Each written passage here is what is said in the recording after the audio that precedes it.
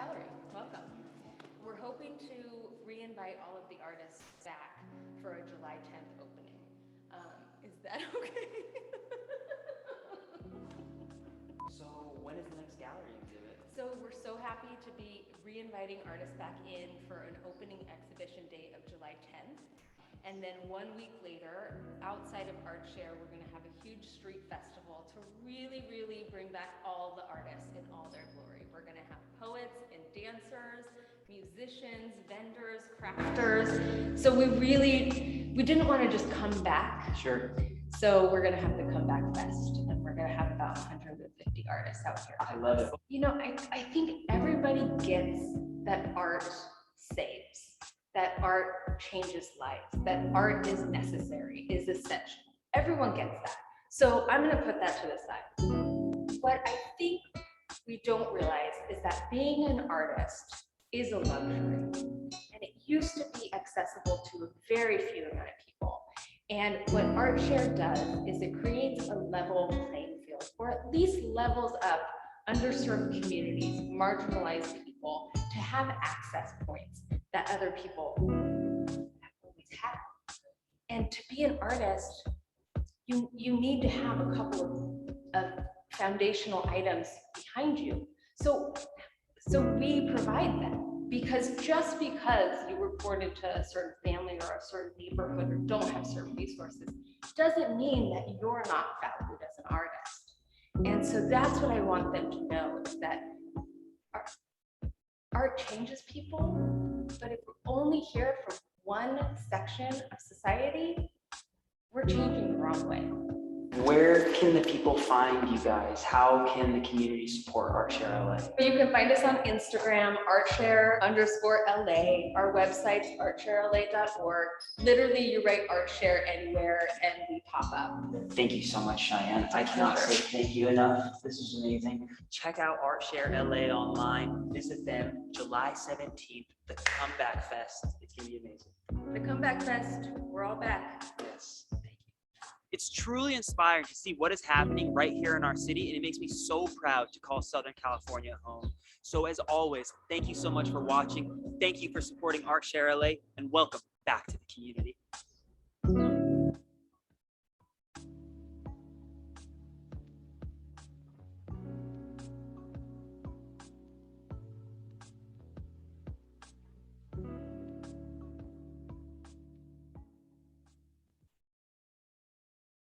Placed on the corner of 4th and Hewitt, right in the heart of the Arts District, ArtShare LA is perhaps Los Angeles' most progressive nonprofit. Founded in 1997, ArtShare LA is one of Southern California's few 100% affordable housing buildings that allow artists a place to live, work, and display their art. With 30 work-live studios right upstairs, creative space rentals, a gallery, and a theater, it's easy to understand why this place gets more than 40,000 visitors every year. And today, we're going to spend some time with ArtShare Executive Director Cheyanne Sauter as she's going to explain to us what makes ArtShare so special and how they continue to be a landmark in the art district of Los Angeles. Welcome to the community.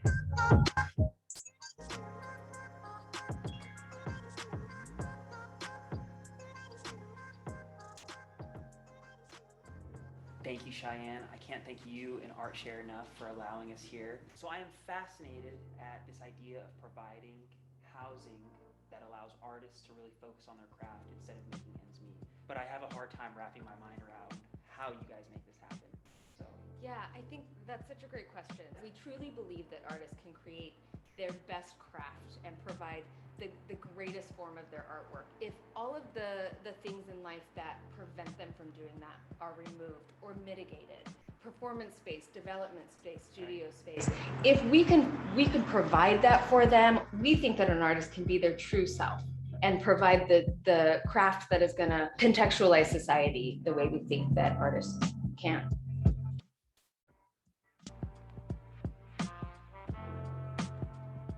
Yo, I'm super hyped. We're here with Francisco Palomares, a tenant of ArtShare LA, but also a native Los Angelino and visual artist. So my man, thank you for doing this. Yeah, thank you for having me. How long have you lived here? I've been here for about 3 years now. What's your experience been like? It's been a great experience. There's a lot of energies in here when the city is happy. You feel it when the city is like tearing itself apart. You feel it out here. What my artwork is about in general is about communities and the way we experience them and the people that are in those communities.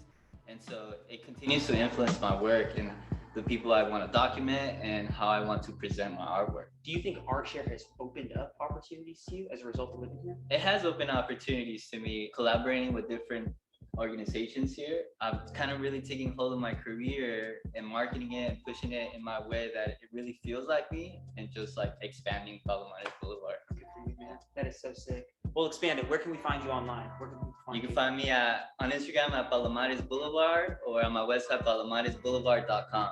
Oh yeah, check out Francisco. I appreciate you. Thanks, man. Yeah, This thank is so you. sick. Yeah. All this is so fun. Yeah.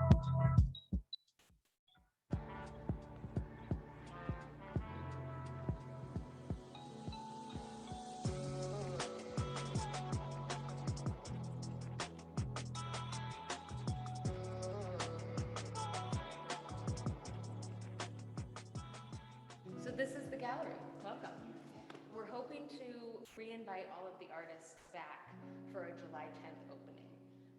Is that okay? So when is the next gallery exhibit? So we're so happy to be re-inviting artists back in for an opening exhibition date of July 10th. And then 1 week later, outside of ArtShare, we're gonna have a huge street festival to really, really bring back all the artists in all their glory. We're gonna have poets and dancers, musicians, vendors, crafters. So we didn't wanna just come back. Sure. So we're gonna have the Comeback Fest, and we're gonna have about 150 artists out here. I love it. You know, I think everybody gets that art saves, that art changes lives, that art is necessary, is essential. Everyone gets that. So I'm gonna put that to the side. What I think we don't realize is that being an artist is a luxury. And it used to be accessible to a very few amount of people. And what ArtShare does is it creates a level playing field, or at least levels up underserved communities, marginalized people, to have access points that other people have always had. And to be an artist, you need to have a couple of foundational items behind you. So we provide them. Because just because you were born into a certain family or a certain neighborhood or don't have certain resources, doesn't mean that you're not valued as an artist. And so that's what I want them to know, is that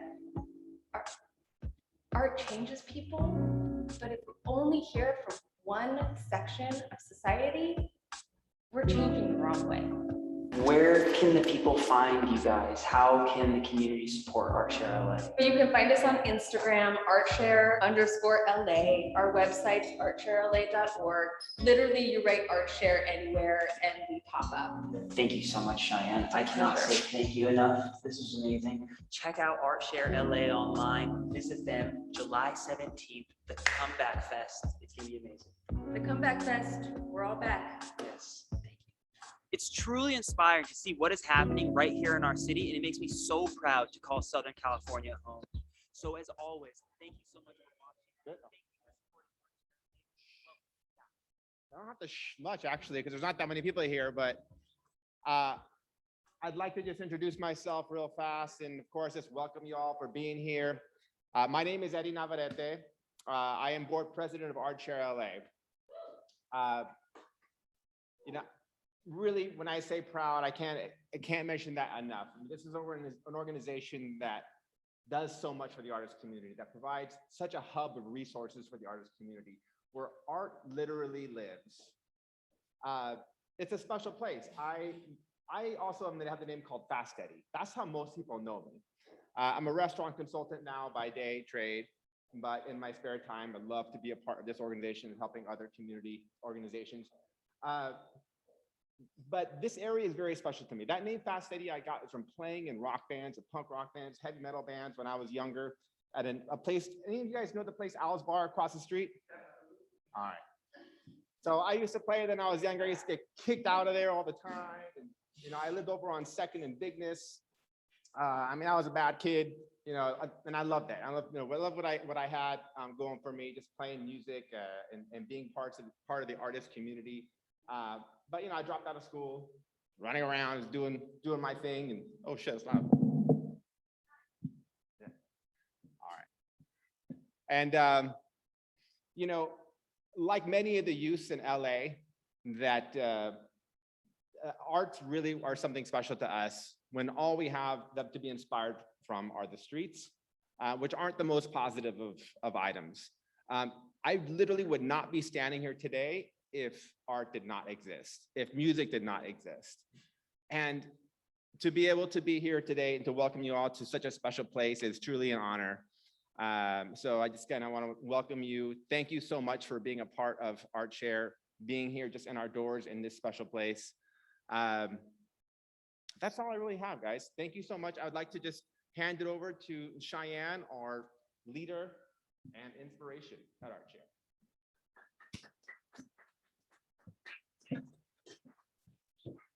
Thank you, Eddie, so much. Thank you so much for what you provide and give to Art Share. I just was telling him that the world feels really heavy right now. And he's like, no, we got to get up. We got to keep going. We got to keep pushing because what we're doing is valid and is needed. And so thank you just for giving me optimism anytime I feel like my feet are stuck in the mud. But being here in front of you guys really, really lifts my spirits as well. Art Share, hi, Susan. I didn't see you walk in. Inviting you back into Art Share is just means so much to me. A year ago, it did not look like this. The building wasn't ready to be presented. There was stuff just everywhere. Programs literally abandoned on that day, that fateful day that we all kind of left our works. And 1 year later, we put together a beautiful staff that you're going to meet tonight, a beautiful board that you can meet kind of throughout the night. And our programs are really starting to take hold and make sense again. Art Share's mission, so why we are here. We bought this building 20 years ago, so we've been around for that long, and we've been doing various different programming, all focused in and rooted in providing access to art, either through after-school programming, through the juvenile program, through the probationary department. And today's iteration is really to focus on and uplift emerging artists as they're figuring out their path towards becoming successful in this world that we call arts. So this is poets, this is writers, this is dancers that hit this stage.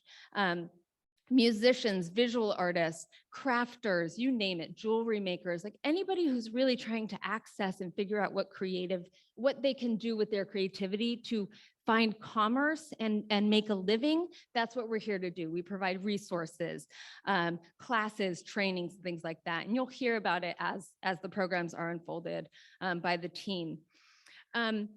So today we're kind of going to go through, this is what I like to call like a in-person annual report. Most nonprofits send like a stuffy 3-pager or a little fold-out brochure, and they're like, here's what we do.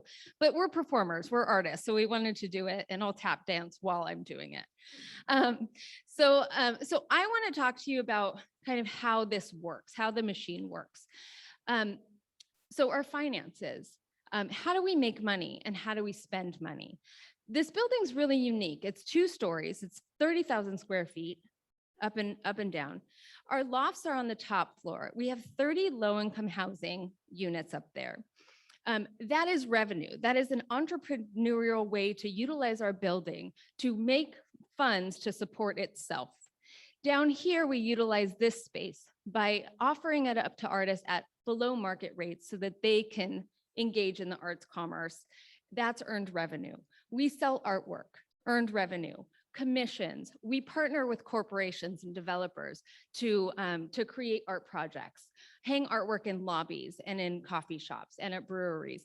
All of this is like very entrepreneurial to make sure that we can survive by our own doing.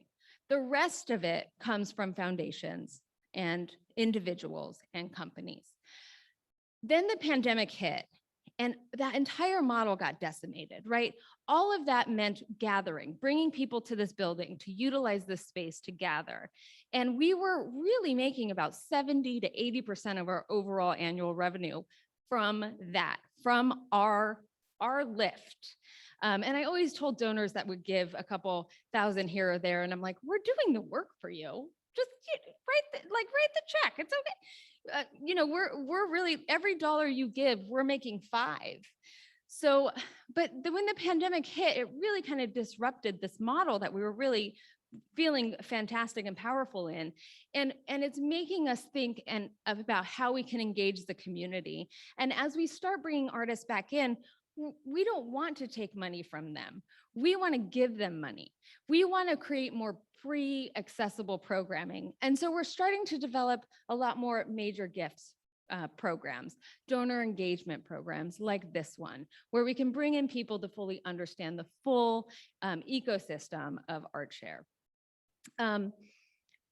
So I'm gonna pass it over to some staff members to really help you understand, deep dive into what we're doing on a day-to-day basis.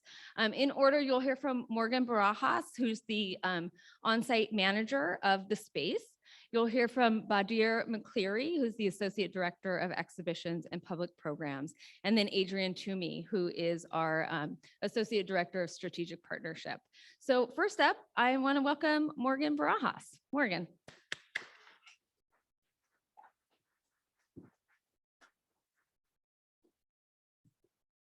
Hello. Just one moment to adjust this. Oh yeah. Thank you very much, Cheyanne. As Cheyanne said, my name is Morgan Barajas. I am the Performing Arts and Facilities Manager here at ArtShare LA. So basically, I run the creative space rentals here. And what the creative space rentals mission is to provide a platform and an affordable rental space for creatives, event organizers, basically anyone who wants to use our spaces in the greater Los Angeles area. So what does that kind of look like here? How do we rent that out? Basically, we communicate with anyone who's interested in renting our space. You probably saw some of the spaces as you walked in. We have a gallery. We have 3 kind of classrooms / studios that can be rented out and used in a number of ways. And we obviously have this theater that we're all in today. So we communicate with people as they come in, and based on what their budget is, what they are able to basically provide here, we work with them to ensure that anyone who wants to create or share has a space to do so here.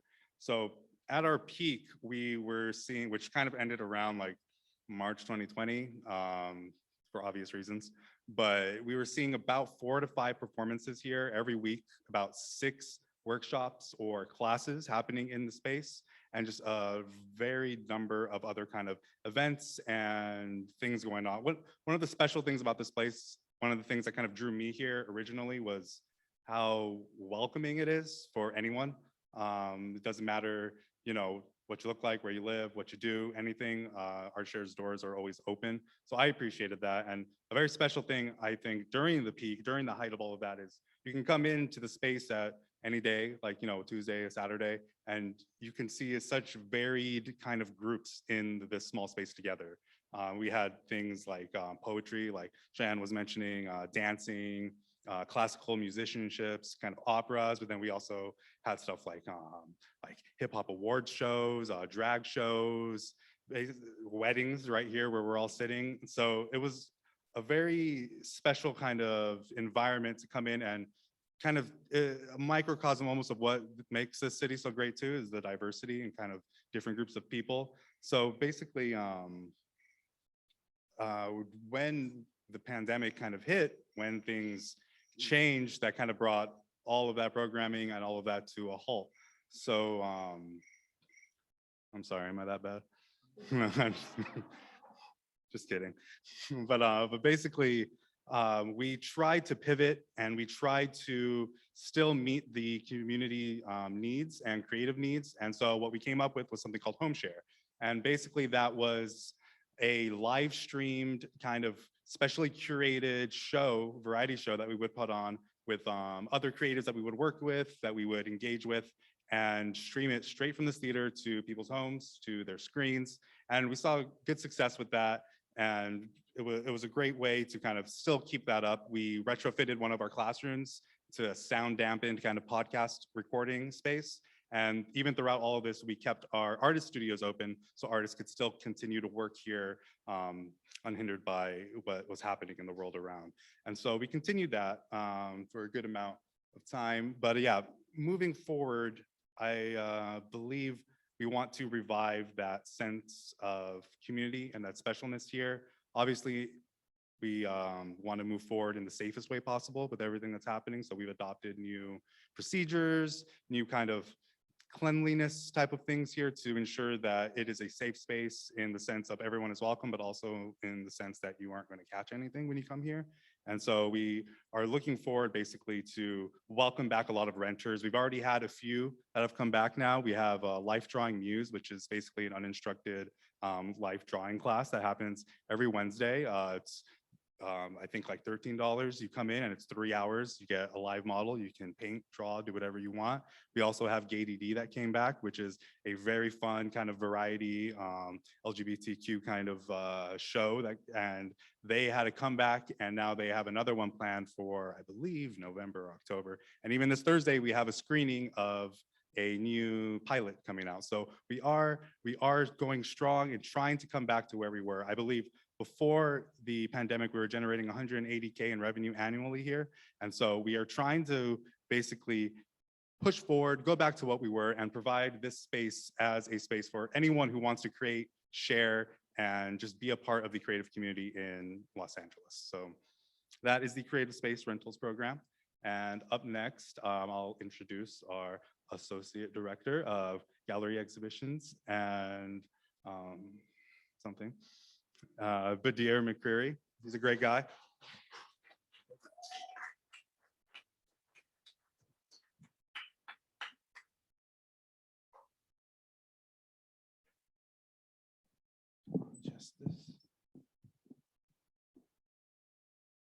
Welcome, everybody. Thank you for being here. As mentioned, my name is Badir McCleary. I am the Associate Director of Exhibitions and Programs here at ArtShare. I just came on early in the summer, and I've already realized I have a small but mighty team, and I'll show kind of the points of emphasis that we have for our gallery program this year to make it even better and even more supportive of our Los Angeles community. One of the things we want to do here is focus on practice, possibilities, and progress, making ArtShare a hub for creativity. Practice is focusing on being able for, like Morgan said, the artists to come in the studios and work, being able to put your practice on display. The possibilities, what can ArtShare be for the working artists?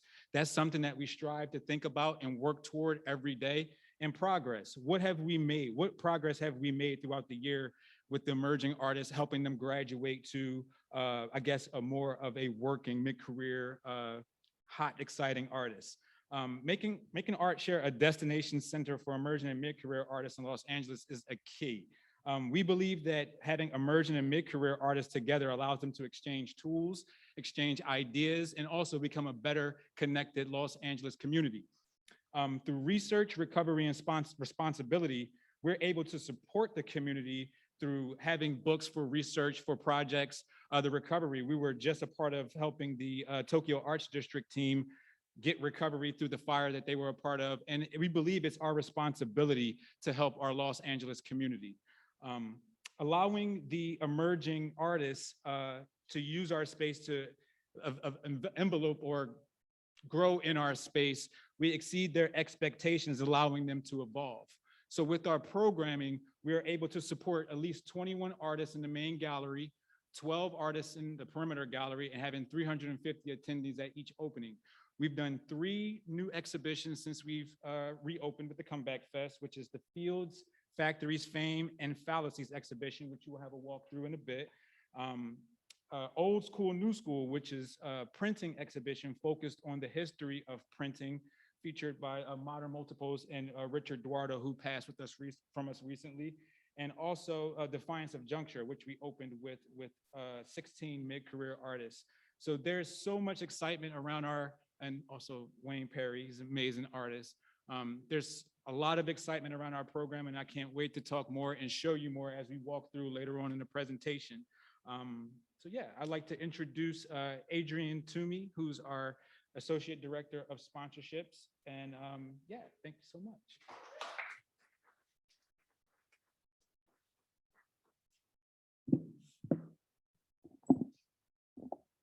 Hi, everybody. My name is Adrienne Toomey. I'm the Associate Director of Strategic Partnerships. Thank you all for being here today. Like Cheyanne mentioned, and the rest of my colleagues, we're really excited to have people back in the building, and having you all here and learning about what we do and then joining us for this exciting panel is just really exciting for us. And it gives us a lot of encouragement to keep going and to keep doing free public programs like this. I'm here to talk to you about our Creative Careers program. A lot of what my colleagues talked about were the programs that happen inside this building, and that's what a lot of people know about ArtShare. We do so much more outside of the building. Our Creative Careers program connects community impacting fair waged art jobs with emerging and or experienced artists, adding to the local creative economy and assisting artists on their path towards a career in the creative industries. On July 17th, we welcomed back the community to ArtShare. We had over 120 artists on view that day. You can see here, we blocked off all of Hewitt Street. We used the patio next door in Traction Ave. And we had a poetry stage. We had a main stage with Sing Color, Very Be Careful, and somebody else. But anyway, somebody else. It was amazing. And we want to keep doing these big public events in the future and giving these artists jobs. Another project that we did during the pandemic is when the city of LA was locked down indefinitely. We knew it was time for us to act and make sure that we were getting artists jobs when so many of us didn't have any work. So we were connecting downtown businesses and corporations with our network of artists to create these beautiful murals on the buildings. You're going to take a loft tour later on if you'd like, and you'll see we have some of them upstairs for you to take a look at. Next slide, please. So another big project that we do is, and maybe a couple of you are our partners here, is we partner with corporations and businesses, and we create murals and public art. So this is the example you're looking at here. We partner with the affordable housing developer Meta Housing to create a mural that would reflect the South LA community in which their newest development lived. ArtShare connected with El Mac, who is a public mural artist, to create images of two public figures that would amplify issues of poverty and a lack of access to fresh foods that are central to the Black and brown communities in the South LA region. This is work that we're doing. We have a new project coming up down the street with Truly Hard Seltzer, where we're designing murals for the outside of their new building. And that's putting $40,000 back into our creative economy. So it's these partnerships that are really going to affect change in our artist community. So with our reopening, we of course have opportunities for people to support and get involved and kind of help us realize and to see our mission through. We have event sponsorship. Please save the date for this spring. We do our annual Above the Streets Gala, where we honor artists by plastering their work on billboards across LA. And we also just recently relaunched our corporate and individual membership programs. So we have information at the front desk, and we'll send out some information following this event about how you can get involved. Next slide. Thank you to everybody. We have this growing list. Every day we add to this list of people who are supporters, and we really value the partnership here. So thank you. I'm going to bring Cheyanne back up on stage. There you go.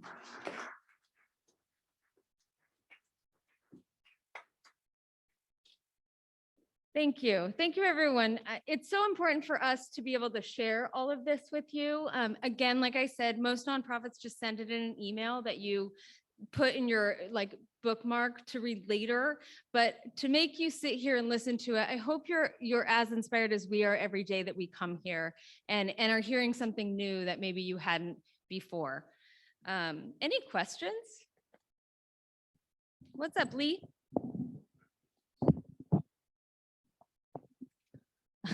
I love that.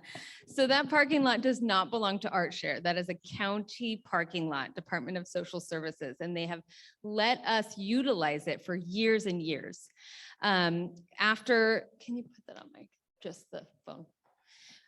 After the pandemic, they have tightened up their reins a little bit, and in 2 to 3 years, they will be demolishing that parking lot, at which time ArtShare will lose its parking privileges until they rebuild a new facility. So, I'm sorry. So we only have access to it when we have events. So this evening, your cars are safe. We have access until 7:30. But usually if you are not here for an event, it closes at 6. Didn't expect that question. Anyone else? Anyone want to know what specials are at Manuela? No? Okay. Well, I'm going to transition to the panel discussion. I'm so excited to be moderating this talk, and I hope that you all find it as intriguing as I do. Working at ArtShare for the past 7 years, I've really kind of been touched on and connected to public art in a myriad different ways, either creating murals like that large El Mac mural, or doing Let's Paint the Town. But I truly and strongly believe that public art makes the world go round. Arts and culture is a chance to stop the community in their tracks and pay attention, that accidental audience and that engagement with the art. And it's also a chance for communities that might be underrepresented or marginalized to uplift or celebrate an artist from within their community and place it on display. It's also a great way to preserve culture and preserve a time and a place, as we see, you know, a lot of those monuments in the South are being decimated because there was a time and place for that. There's not a time and place anymore. It's about the evolution of kind of what's happening and responding to how we interact. So the Public Art Project is something that I've engaged in, but never fully understood until a couple of years ago. This 1% art project. Has anyone heard of this or engaged in this? So essentially what it is there's so much development happening in Los Angeles, gentrification, renovating buildings to kind of make something that was 3 stories become 20 stories, or the 5/1s. All of these developments trigger a 1% art fund, or 1% art. So essentially and everything's different. There's a bunch of different rules, but generally, anytime the valuation of a construction fees hit a threshold of funds. So in the city of LA, it's $500,000. 1% needs to be allocated to public art. So in that case, $500,000, that's $5,000 goes to a public art program. That is a mural, exterior mural, that's an activity, public facing or accessible, and it goes up from there. Recently, just about 2 weeks ago, the County of Los Angeles just passed the 1% art program, an ordinance there that will trigger 1% program at $750,000 or above. This now means the entire county, when you're developing this 1% program, will be triggered, which is fantastic, right? Like, we need art in our community. So that's kind of the where I want this conversation to start, with these 3 people and helping to really understand like that, the ecology of. So we have 3 people that are going to share 3 different perspectives. And I'll ask each of them to come up when I introduce them. So first is Evonne Gallardo. She has over 20 years of hands-on leadership experience in arts and culture, including strategic planning and feasibility studies, board development, revenue strategies, programming, community engagement, public art experiences, as well as cultural equity and inclusion strategies. Welcome, Evonne. Next up is Howard Kozloff. He's the founder and managing partner of Agora Partners, a real estate development and investment company focusing on identifying and creating value add opportunities in urban environments across scales and asset types. For 15 years, Mr. Kozloff, you can come on, has worked at the intersection of urban planning and real estate development. Welcome, Howard, please. And finally, Benjamin Ball, our public artist who will be represented tonight. Grew up in Colorado and Iowa, huge influence of arts by his mother, studied right down the street at SciArc, and now in his current collaboration with Gaston Noguez, Ball is exploring the intersection of architecture, art, and products design through physical modeling and the use of digital and more traditional forms of production. So tonight we'll kind of spool through some projects that he has done and Howard has done. But I would just like to welcome you. Thank you for joining me.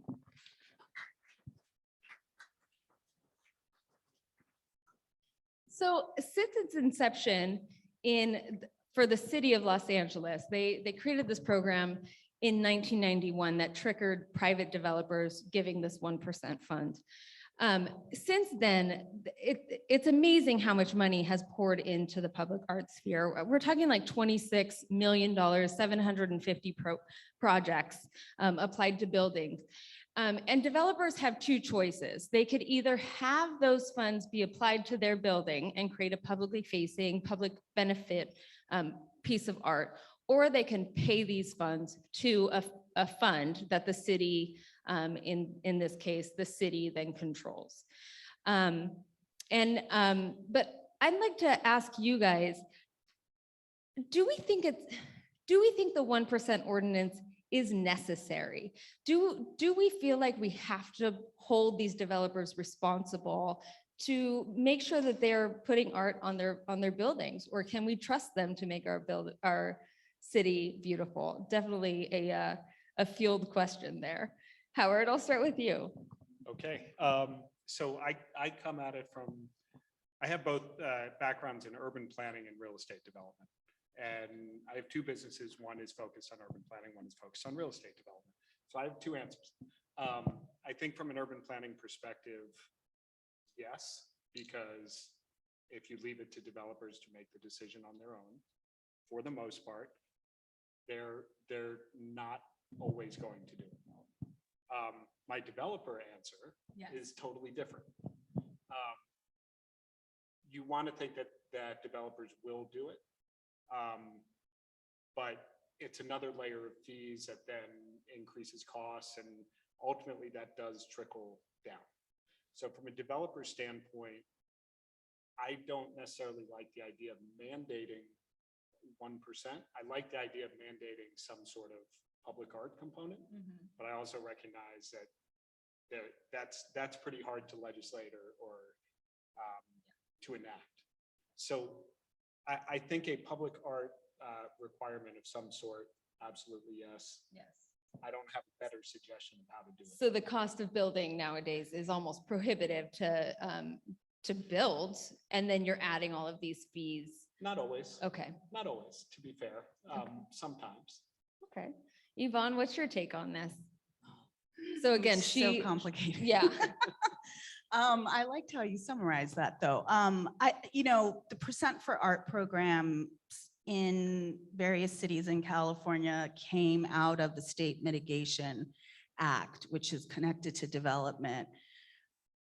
I think acknowledging that any development, whether it is for the public good or for private interests, has an impact on a community and its culture, how it moves through the street, how it builds its spaces, how it navigates space. And so the Percent for Art programs in their various iterations attempt to provide a lens of equity to these development projects coming in, so that number one, there is an assessment of what cultural assets and cultural bearers and artists exist already.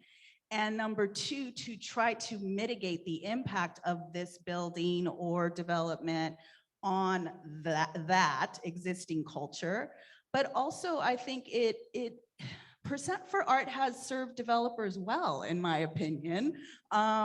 We've heard of art being used to attract new residents. We can call it gentrification, we can call it art washing, whatever you want to call it. It has value to real estate development. So we know that. Again, the Percent for Art programs help to ensure that culture that exists, that artists that exist are included in that, and that the negative impact of gentrification, let's say, is countered. So yeah. Interesting. So Benjamin, do you think that in this mandate, do you feel like sometimes the developer has too much control on what the artwork will eventually be? I suppose it depends on the developer. But if I had to answer that with one phrase, I'd say no. I think that most often in the situations where I've worked with developers, they haven't always had a particularly strong opinion, and they are looking for the artist to provide that vision. To circle back a little bit to the question that you asked earlier, I think that the built environment is so highly regulated in terms of structure, in terms of ADA, in terms of Title 24, fire life safety, so forth. Why shouldn't it be regulated in terms of aesthetics? I mean, we have a right to have beautiful buildings and not, pieces of shit. Yeah. I mean, I think that that aesthetics are a kind of something that should be mandated. That's I mean, I think interesting. I mean, fire life safety is a very, objective sort of thing. We know if someone's going to be safe in a building. Right. Beautiful, that's very subjective. So do you feel like there are enough kind of measures in the process of public art to make sure that it is beautiful or pleasing? I think that it's giving 1% of the responsibility to a single hand, to a single vision that's operating outside of the regulatory regimes, which to a large degree determine what architecture is. I mean, the built environment in Los Angeles, a lot of the built environment that's been created by the development community, a lot of it, the lower end of it, is the outcome of code minimum requirements. Yeah. It is really the kind of code standard, lowest common denominator in terms of building materials. So to expect us to have this one little corner of that's devoted to a single person's vision versus this kind of regulatory regime, I think I'm shocked that it's even that it's controversial.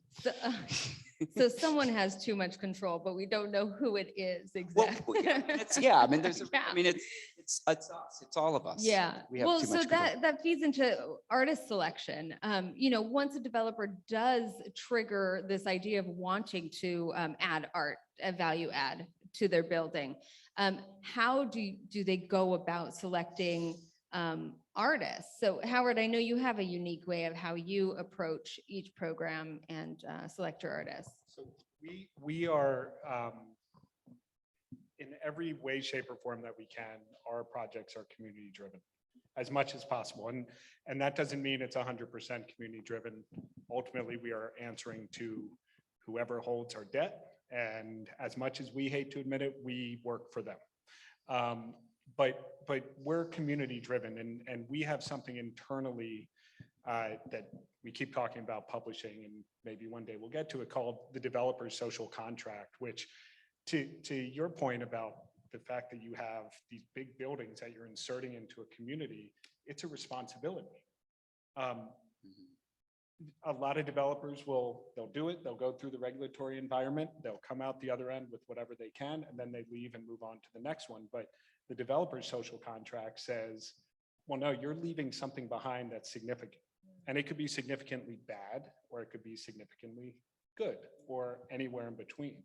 So we start with the community. And the very first project that we did, and I should add that our projects, all of them thus far, we haven't officially triggered the 1%. We do it all voluntarily as part of this community-driven approach. And I think the county ordinance that just passed will now change that, because this project in El Sereno, that's an unincorporated piece of LA. City of LA. Oh, it is? It is. So it was under the value of 500,000. I don't honestly know what triggers it. I'm calling someone tomorrow. I'm telling on you. It was not, well, but, right?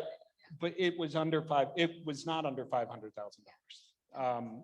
But what my business partner and I were having lunch at Chano's in East LA, sitting underneath a mural that we really liked.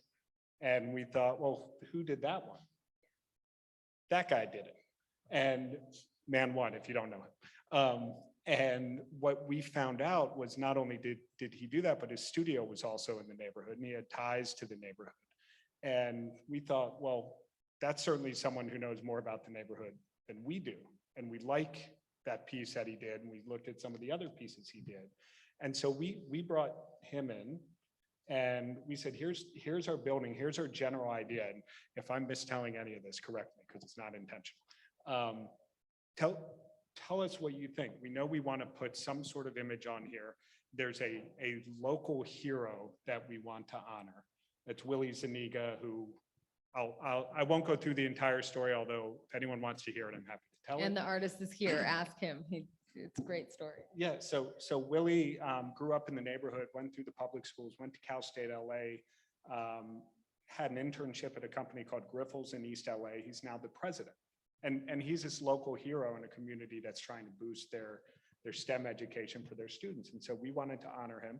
We wanted to honor him with a local artist. We had Man One and Willie meet with each other and go through Man One's process. And we ended up with something that people in the community are now taking pictures in front of.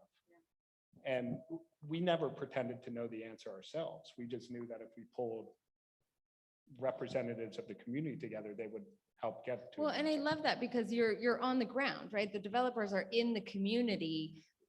Take a second and listen. Take a second and look around to really see who you should be preserving, who you should be elevating. And it's so hard to say, like, there are good developers out there, but sometimes there are good developers who kind of listen and hear. The city and the county have so many of these kind of pre-qualified artist lists out there. If you're an artist, you can go to the culturala.org website and apply to these programs to be a vetted artist. Benjamin, I know your Bal Noguez is on many of those lists. Do you think, one, have you gotten projects from that? Two, do you think that the vetting process kind of sets you up for success? And do you think that's a good place for developers to look if they're interested?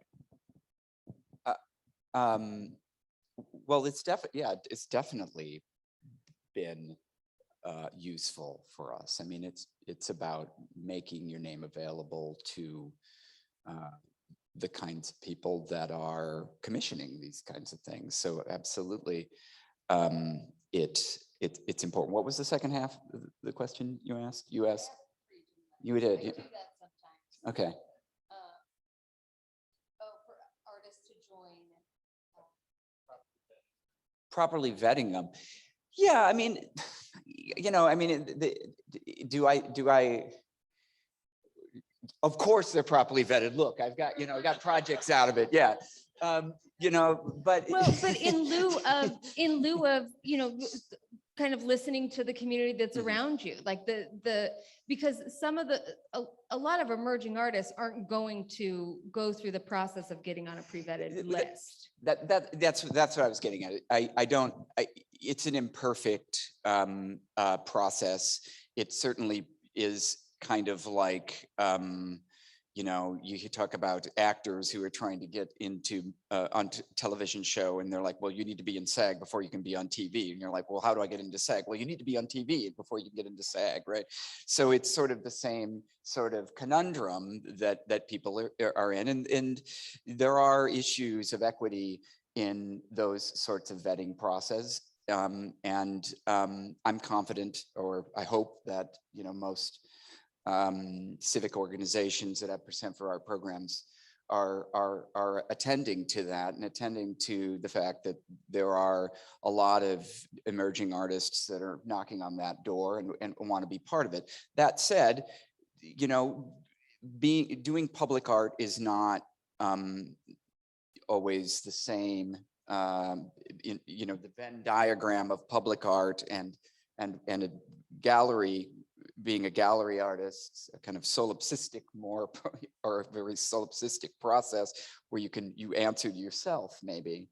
The Venn diagram of that there's an overlap, but I think that one as a public artist has to be cognizant of the process, be cognizant of the fact that their project is to some degree an effort of design, in that it has to be durable, it has to be done in a certain amount of time, it has to be done with within a certain budget. So that it requires a particular set of skills that I don't know that everybody who's stepping into that process is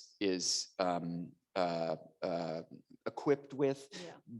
So the vetting process in that case does mean something, in that you may not want to bring the person who doesn't have a lot of commissions, you know, to do the $1 million commission. And that's, the difference between a $5,000 project and a $50,000 or $150,000 project. Right.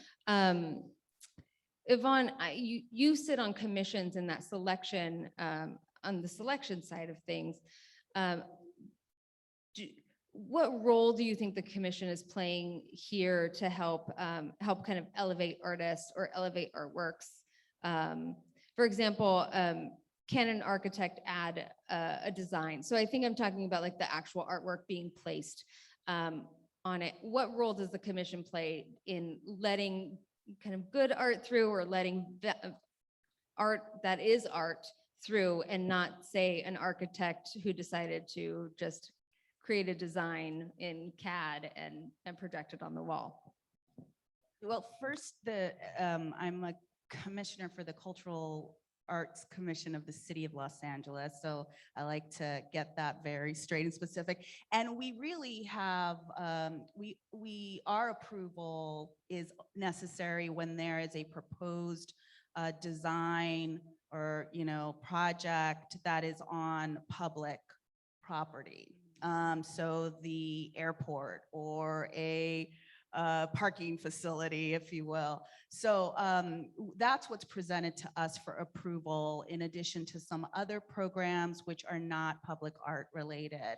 But I wanted to go back to the registry issue, because it really is a wonderful tool when we think about diversity, equity, and inclusion within the public art realm. And there are some programs. One of the programs, you know, pre-qual programs that I love is from the county, because what they do is they acknowledge, look, not every artist has this design and large, right, fabrication experience. So let's partner an artist who has the vision with technically you know, an engineer or a fabricator who has this experience, and it becomes an educational process, right? You're building the pipeline. The other part of it is, I think, what you spoke to about, you know, developers, conscious development, that kind of thing. They also engage social practice artists, right? So these artists will go in and engage in community, do the type of activities or projects that will elicit kind of an aesthetic or a visual, a cultural vision for a project. And so the way that they approach it in that holistic way, as well as an educational way, I think is excellent. In terms of the approval process, we as commissioners, when something is brought to our, for our approval, it is brought for conceptual and then final approval. Sometimes folks come to us for conceptual and final, and sometimes they're lucky and sometimes they're not. Because what we can see very clearly is if the architect accounted for a public art element from the beginning, or if they just slapped it on at the end, or if they're trying to pass off this really beautiful, right, like light fixture as the art, right? Like, nah, dude, like, sorry. So we see the ideal it does, proposed plan as something that has considered public art from the inception of design, right? That it's not something separate, that they have built in the framework, the thinking around its sustainability, what type of scale, all of that. And that's very clear to us when it's presented. So this is where I think public art agencies and their public art divisions come in really handy for developers to engage with, because they can say, look, the commissioner is going to look for this. They're going to look for that. This is how you win, right? You make your life easier. And I think they are always honoring and centering the artist and that relationship. So I think there's a lot of benefits. Also, I just wanted to note with the percent for art, it's not just you pay percent, right? 1% and then public art gets made. There's a lot of different options. There is, the percent for art that comes from the public land ownership. There's the, developer-led projects like you mentioned. There's those developers that pay into the trust, which, by the way, is not managed by the Department of Culture. It is managed by the Cultural Affairs, but they have to access it. And what happens is there's a lot of red tape, as you imagine. So by the time it gets to, right, here's the public art, it can be a very zigzaggy process for a number of reasons. So I want to not say that because it's impossible to navigate, but because it's not such a straight line to when the money comes in and the public art gets out. One of the great projects, sorry, I just want to mention this and then I'll shut up. One of the great projects that did come out of that trust, right, where we have these millions of dollars and it's put to some public art use, was the development of the current triennial here in the city of LA. I think the first one was water, and they did it along the LA River. And then the second one was food. I'm not sure what the third one is going to be. All of that was supported. These temporary public art projects were supported by the Public Art Trust.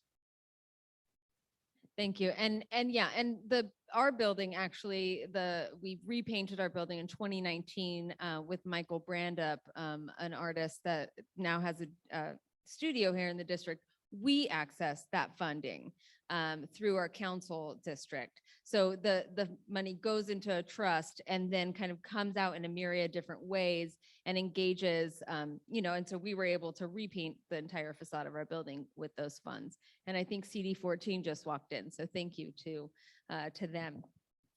It was a different office, but still. So speaking of placement, art placement, and I think this will be my last question. I want to open it up to the public, but for Q&A. But when she was talking about kind of slapping the artwork on at that tail end, both of you, I'd love to talk to you about how you integrate it. And well, Benjamin, since you do structural pieces, what's your relationship like with the architect, with the developer, in really making sure that it is integrated into the feel and the motion of the building? I don't always make sure. I mean, it's usually something that's been kind of, in the best cases, it's been thought through to some degree by the architect and the developer. They might make a place for something. They might have an idea for how artwork might participate in the architectural experience or be part of an integrated part of the building. But other times, and I've done those kinds of projects, they're like, well, we want something that's kind of hangs over the space, or we want something that's a canopy. But other times I've been asked to really think about with no rules, put the artwork at wherever you believe it should go on the building. And on the one hand, that's interesting and it's liberating, and it can offer some really excellent opportunities, and you can do things. Some of the more satisfying commissions that I've ever done were done like that. But it also kind of, in a proposal process where you have 3, 4, 5 artists who are all coming up with ideas for the building, it can sometimes reward work that is in the right place, but it's not very good work, maybe. Like the artist kind of solved the design problem or the kind of architectural problem, or there's kind of something architecturally lacking in the building and the artist sort of figured it out. But that doesn't necessarily mean, somebody else might have had a brilliant idea about community. They may have some deep connection to the culture, to the region, and an idea that just doesn't make it into the building because they didn't design the right solution for it. So that's a double-edged sword. And I don't know if there's an answer to what is the best way to do it. I think it really depends on the artists. It depends on the developers. It depends on the process that transpires between the artists and the developers. If the artists are given a kind of free rein to work throughout the building and they're in tight contact with the architect and the developer and maybe somebody from the community, so that they kind of understand, they're getting feedback on that. But to just kind of give them free rein, you can have great ideas in the wrong place, and those don't get chosen. Yeah, that's an amazing point. And I think, Howard, you talk a lot about relationship building with the artist, and how that relationship manifests the piece. Do you feel like you have an intention, like exactly where the piece is going, or? So we typically build life science labs. They are highly technical. They're typically in manufacturing and industrial districts. The building envelope is very, very strictly defined. And so the idea of adding architectural elements is very, very limited. So we work so far exclusively in 2 dimensions. So we're setting aside or creating surfaces for the artist to come and work. So that's going to be somewhat limiting anyway. But I said to you when we spoke earlier, I'm married to an artist. And so I learned early on that I shouldn't tell an artist, please go and paint this.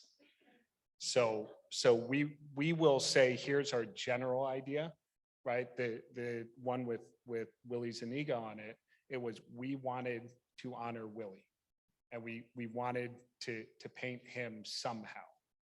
You tell us how. So that's the extent, I think, of the guidelines that we give. And we want it to be an expression of the artist, but we also have to be somewhat careful because it can be polarizing, right? And even if it's being mandated by the city or the county or whomever else, even if it's someone local, even if you do everything that checks all those other boxes, you could still piss a lot of people off, and then you have to live with it, and it's a big stamp on that community. So that's pretty stressful. And again, we know enough to know that we're not the artists. So we try to give some general thoughts and then mostly Love stay out that. of the way. I love that. You know enough to know you're not. Mm. Yeah.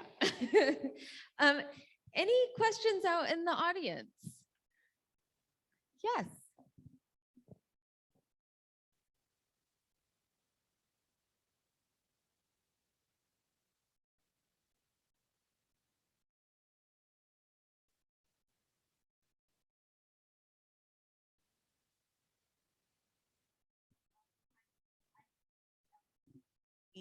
Department of Arts and Culture's public art request for qualifications happens. Is Ross still there? There are actually 4 that have just been announced today Yeah, 'cause it's or not- over the past couple of weeks. Yeah, it's not just open all the time. They have cycles, so good to know. Thanks. Yeah. The LA County Department of Arts and Culture. And on ArtShare's Instagram today, we shared 4 announcements. So, and if you ever, read through those qualifications and get stuck or have or just have form anxiety, call ArtShare or call someone at the county or at the city. Everyone's really here to offer success and offer pathways to success. So. Yeah.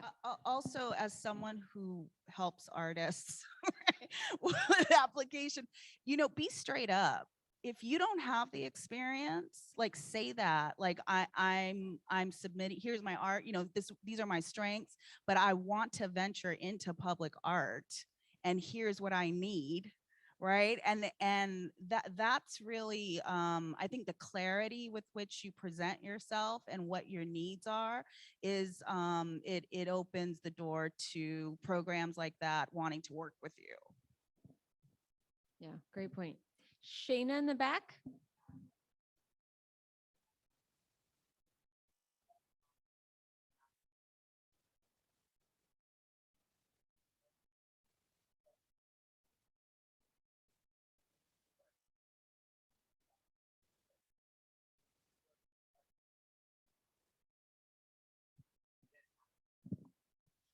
So every ordinance is going to dictate that differently. And from what I understand, the county ordinance is kind of opening it up for that. And also they have a line that speaks to a 5-mile radius from the development. Yes, did you? Oh, I thought you raised your hand. And if someone is in the audience who knows better, please speak up. I think there's some requirements that, I mean, if you're getting something to put inside the building and it can be removed, I don't think that counts. Yeah. Because by definition, though, I think they expect the art to be for public display.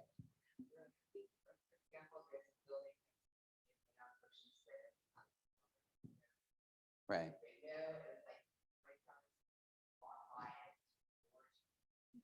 Very much like part of the street. Done it. If somebody needs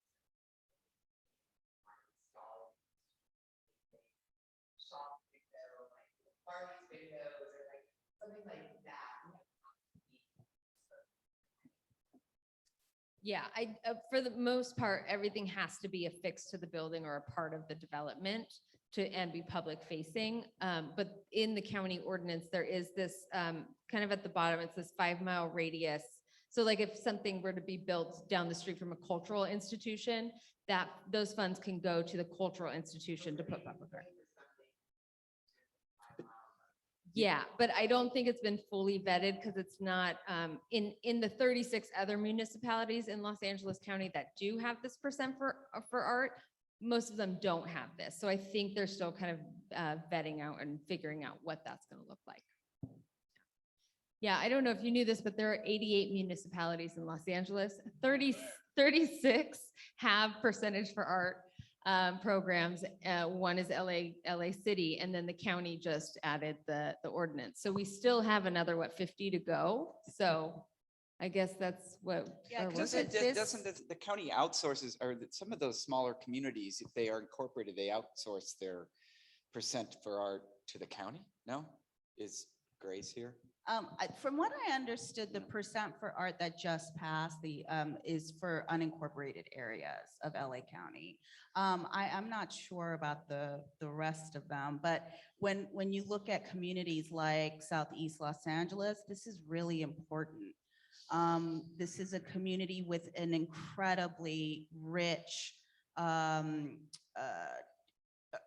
culture bearers, artists, but there's no place, right? There's very few places. And so this ability for investment to be made into existing arts and culture organizations or efforts, I think is really powerful as we will see the rapid development of this area over the next 20 years. Yeah, I agree. It was a huge win for the county. So I'm going to wrap it up here. And I just want to say thank you so much to the panelists who came out to sit and answer these questions and have this conversation. Sure. This is Francisco Palomares, who lives upstairs and whose artwork you'll see in a minute or two.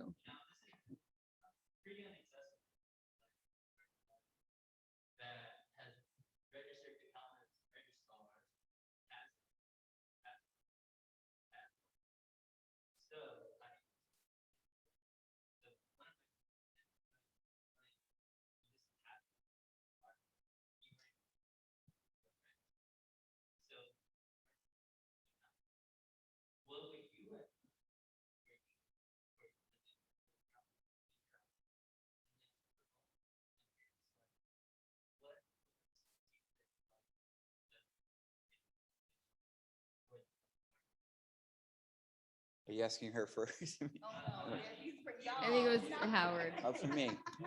Yeah, so well, I mean, I've been on both sides of it recently. So, you know, I was on a panel for LA City to choose work for a project up in Koima or Silmar. And so I saw a lot. I saw how this committee was sort of operating, you know, and it was interesting. For an emerging artist, I think one of the things that the committee was responding to was they could see work. They couldn't always transfer something that was in a drawing, on canvas, you know, in ephemeral materials into seeing that translated or seeing that artist jump over and working in more robust, you know, public art materials and doing something outside. And there seemed to be like this kind of block in people's minds.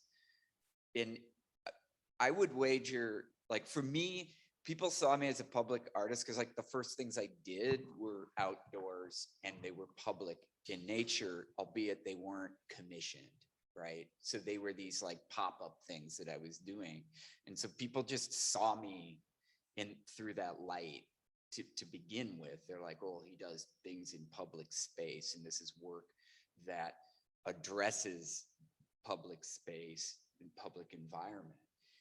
And so like one piece of advice I would offer would be to perhaps start thinking about the street and start thinking about public space as your medium and as your canvas, and so that and look for opportunities while maybe not commissioned by the city or the county, or maybe they are, but look for opportunities through other channels to actually put your work into those sort of contexts and start contemplating those sorts of contexts.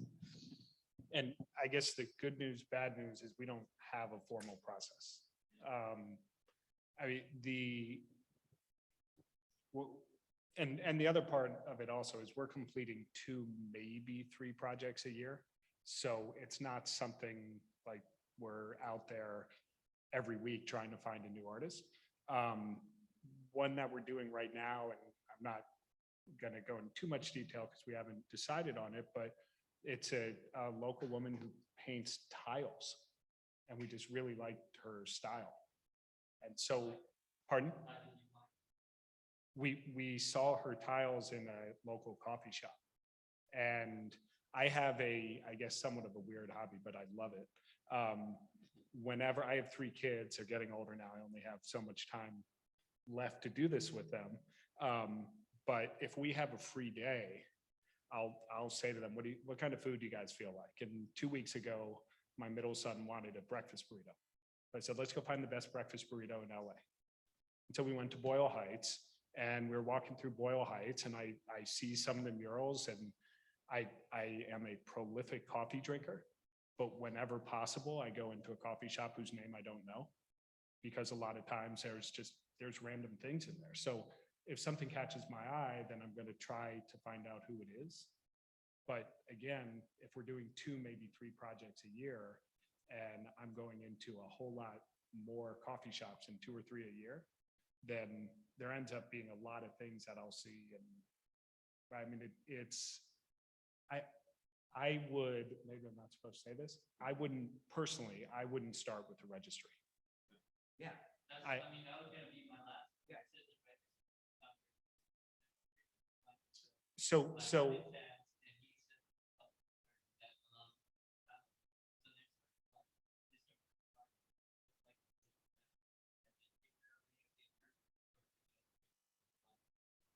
but what I'll be very quick. What I'll say about the registry though, is that most developers are, as bad as it sounds, are looking to check a box. Yeah.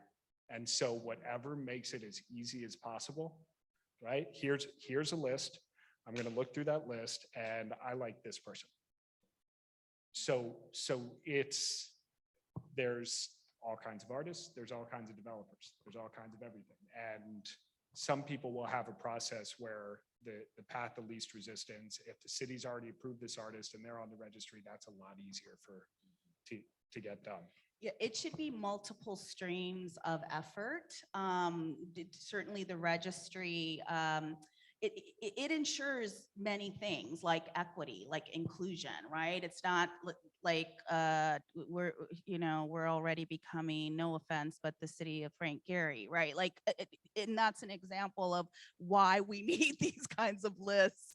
But I would recommend, from experience of being leading an organization that was tapped by developers for artists, right? Pair up with artists who have these experience like Man One, or other artists who have done public art projects. Work with them on a project. That's one way. The other is get ArtShare is a perfect place because they do that all the time, right? They're recommending artists for projects, or they're being tapped to give some ideas.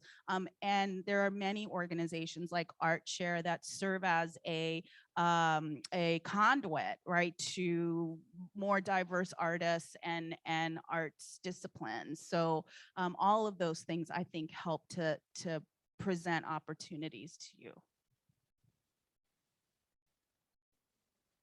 A lot of artists have submission fatigue, just submitting over and over again, 10, 15 times and getting maybe one positive feedback. But the rejection letters definitely mount up and feel, you feel the weight of it. So submission fatigue is a real thing. I'm happy to talk to you about that offline, because we're always looking for different ways to receive artwork so that it doesn't feel like the same all the time.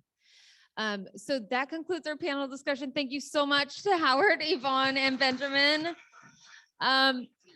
I'd like to invite you to stick around for another 15 or 20 minutes.